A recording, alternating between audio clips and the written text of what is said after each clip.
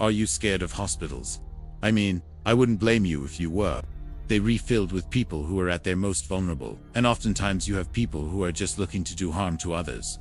And what's worse is that it's not always the patients who are the most dangerous.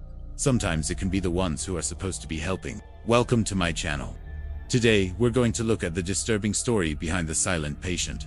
But before we get into it, I want you to know that there's nothing here that could actually harm you. I promise, it's just a story.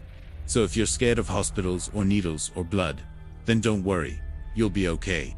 Okay, let's begin. The year was 1976, and a man was admitted into Tokyo Metropolitan Hospital, suffering from schizophrenia. He was violent and out of control, so he was given a sedative and locked up in a hospital ward. But every time the nurses checked up on him, he had already disappeared. How did he do this? Well, nobody knew. There were no windows in the room that he could have escaped out of, nor was anyone brave enough to actually go and check under the bed. He was eventually found sitting quietly in another room, seemingly unharmed and without a single sound coming out of his mouth. The staff had no idea how he was getting out of his room, and so they installed a camera to monitor him. But this only gave them more questions than answers, because it showed that whenever the patient was let out of his room, he would simply walk down the hallway, and then he would just vanish.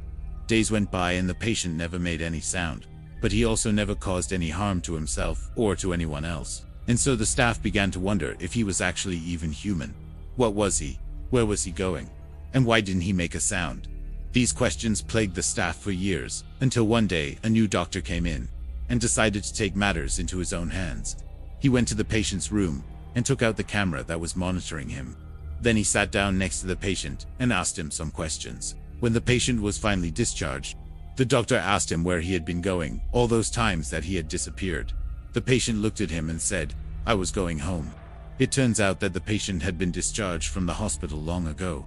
But due to his condition, he didn't remember and he kept trying to go home. But why didn't he make a sound? Because he didn't want to draw any attention to himself. This case is still unsolved, but I have a few theories of my own.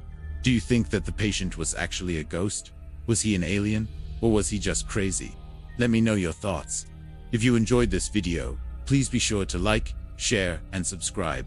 Thanks for watching.